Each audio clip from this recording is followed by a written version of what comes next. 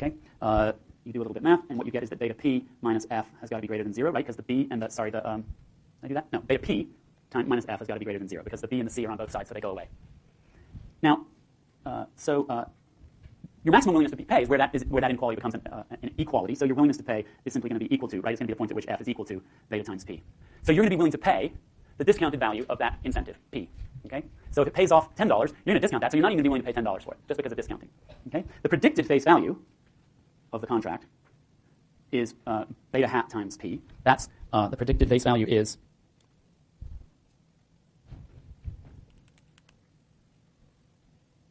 the predicted face value.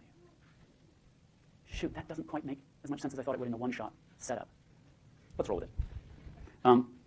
Right, so your willingness to pay is just based on the payoff. The predicted face value is, I think I'm going to go, and the face value is p. Okay, not the discounted face value, but what you predict the face value will actually be in dollar terms, which is, in this case, beta hat times p, because beta hat is 1, that's just p, and that's greater than beta times p, because beta hat is greater than p, so that's greater than your willingness to pay. You would never be willing to pay more than what you believe the thing will pay off. So if you believe you're going to go, the expected payoff is p, you would never be willing to pay more than p, because basically that's all you think you're going to get out of it, is this payment. You were going to go anyway, so all you got out of this was p, you discount it, you'd never be willing to pay more than the predicted payoff. Okay. So now let's consider the slightly more complicated situation where the naive thinks that they would not go without the contract, but that the contract would get them to go. Okay? So they think that beta b minus c is going to be less than 0, that beta b plus p minus c is going to be greater than 0. So p is just enough to get them to go. Okay, so what are the conditions? That says that beta hat times b plus p minus c is greater than 0, but beta hat times b minus c without the p is less than 0. Okay? Again, saliently, if beta hat is equal to 1, what that means is this is a situation where the naive says, well, the long-term undiscounted net benefit of this thing isn't worth it. This is a situation where, for me, the effort cost of going to the gym is so high that without that contract, I'm not going to want to go to the I don't want to go to the gym. This is a bad idea. And in particular, I predict that I won't go to the gym. Okay? So we get this little inequality. This is only going to happen in situations where the actual long-term net benefit of going to the gym is negative. That's why the naive predicts that he won't go. Then what's willingness to pay? Well, willingness to pay, right, is the F that makes the value of the contract greater than 0. Because in this case, you think with the contract I'm going to go, so it's worth this. Without the contract, I'm not going to go. That's worth 0. So I want F such that this thing is greater than 0. Okay? So that's by if beta times b plus p minus c is greater minus f is greater than 0, which is the same as saying f has to be less than beta p plus beta times b minus c. Well, why did I break those things out? Because I've already determined that this is a condition. This is a situation in which b minus c is negative. Okay, so in particular, that is going to be less than beta times p. Okay, so what we have, right, and the willingness to pay is that. Okay, and that is less than beta times p, and the expected payoff is beta hat times p. So this is a situation, one second. This is a situation, basically what's going on here is the person foresees that they will get p if they buy the contract, and they discount that by beta. They foresee that they will suffer a net negative disutility from going to the gym, because this is a time when they otherwise wouldn't want to go to the gym. They discount that by beta. So basically, they're willing to pay you the discounted face value, expected face value of the thing, but then they're going to pay you less because, what the heck, I got to go to the gym to get this money. I got to work for this money. And so this is essentially like people, like, how much would you be willing to pay me for a job? Well, I'm not just going to pay, I'm not going to be willing to pay you just the wage, because in order to get that wage, I've also got to do some work, right? Question? Without the contract. That's right, right, which is what makes your willingness to pay for the contract less than the discounted face value, the discounted predicted face value. Oh, that's just a mistake. Yeah, so this is sorry about that. Thank you very much. Yeah, this is a situation where the net disutility of going to the gym, the net utility of going to the gym is negative. Sorry, thank you very much. Okay, so one way or the other, the naive will never pay more than the predicted face value. If they think they'll go to the gym, the contract is worth p, they discount that by beta, and they would never be willing to pay more than that. Why in the first line is it just beta hat plus b minus c and not beta hat b plus b minus c? You're talking about right here? No, first line number 2. I.e. b hat should be times beta. Yeah, you know, the thing to do is you look at a thermometer, then you look at how I'm dressed. And now you know how likely it is that I made a mistake. Okay. And then you look at what I'm drinking, and in this case it's water, not coffee. And I'm not drinking enough of it. Any other mistakes? Let me know. The bottom line is this. The intuition is this. If the person thinks that they're going to go either way, then all they're getting out of this thing is the face value and they discount it. Okay? If they think they weren't going to go, then what they think is that this contract is going to make them go at a time when they didn't otherwise want to, which is to say that in order to get the payoff of the contract, they're going to have to do some work. Going to the gym is work. Either way, they will never pay you more than the expected face value, the amount they expect to earn in money. The sophisticate is a whole different deal. Okay? Here's the situation in which the sophisticate would want this contract. First of all, it has to be the case that attendance is desirable as of t equals 1. That is to say, the discounted benefit of going to the gym has got to be greater than 0, and that is to say that the long term, that's the same thing as saying that b minus c has got to be greater than 0. So we're in this condition. Fine. Otherwise, why would you bother trying to get yourself to go?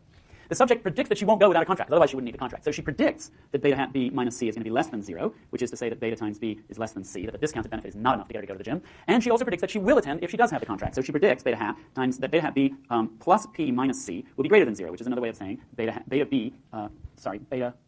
she predicts, yeah, and in particular, because beta hat is equal to beta, that means it must be true that beta times b plus p is greater than c, right? Because beta hat is equal to beta in this case, so she's predicting correctly. If you put these two things together, what you get is that beta b must be less than the cost, and the cost must be less than beta b plus p, which is to say p is just enough to get this person to go to the gym. In fact, not in their fantasy like the naive, but in fact, it has to be the case that the p is just enough to get them, is at least enough to get them to go when they otherwise wouldn't go. This has to be an effective commitment contract. Yeah? P has to be big enough to get the job done. Now, assuming that that's all true, how much would the sophisticate pay? Okay, so the buying rule, as always, right? You buy if beta times b plus b minus c minus f is greater than 0, right? Because you think you're not going to go. You predict that you correctly that you won't go without the contract, and that says that your willingness to pay is equal to beta p plus beta times b minus c, just like for the naive, except that in this case, we've already determined that this will only happen in situations where the sophisticate does want to go, which means b minus c is positive. So this thing is greater than beta times p. Okay? For the sophisticate, there are these cases, and we think that there are many such cases in reality, where the contract, and of course, in fact, we would design the contract so that P would be enough to get her to go. And so what she's willing to pay for that contract is the discounted value of the price that she predicts that correctly she will get, the payoff that she gets. So that is the face value, or it's the discounted face value. And then there's this little dealy-wapper here, and what that is what we call the commitment value. Okay? That is the value that you get out of the contract because it gets you to go to the gym when you otherwise wouldn't. When you want to, but you otherwise wouldn't. Okay? All right, so the predicted face value is beta hat times p, which in this case is equal to beta p, and we've just shown that that's less than this person's maximum willingness to pay. All right? So if you see a willingness to pay greater than the predicted face value, it indicates that the subject is sophisticated. We got that by intuition. I just walked you through a bunch of math that proves it. Okay? All right, here's the actual experiment. Here's what we did right here on Cal campus. Offer subjects a certificate, a contract, good for P dollars per visit during a specific target week. So you could go once per day to get credit. You could go more than once, but you're only going to get money for once. So you could go up to 7 times during your specific target week. The certificate looked like that. We called it a daily RSF reward certificate. What it actually is, of course, is that it's a commitment contract. Okay? In this case, P was 1. This was the target week, and we were asking folks to value this thing about 6 or 8 weeks in advance. We elicited their willingness to pay using sort of a modified Becker-DeGroot-Marchak mechanism very similar to what was used in some of the mug and candy bar experiments. This willingness to pay incorporates the predicted face value plus the commitment value. Right?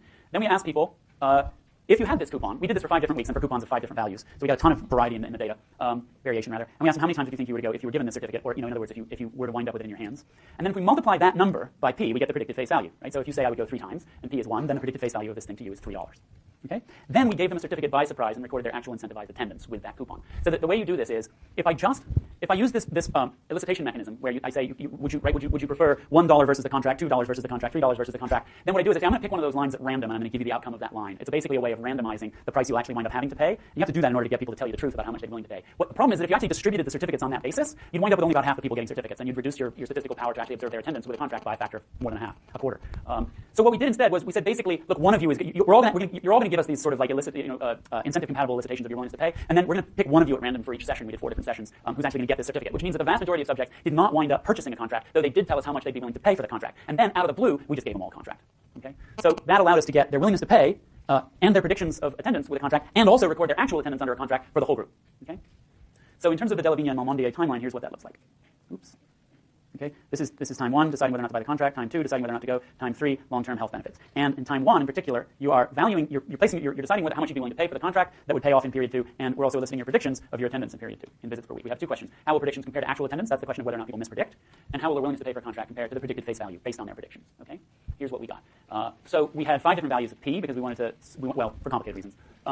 Attendance is measured in visits per week. So there was the average predicted attendance for people for different values of P. Okay? So anywhere from sort of 3 visits a week to 5 visits a week. The predicted face value, right, that's this times 1, times 2, times 3, times 5, times 7. Okay?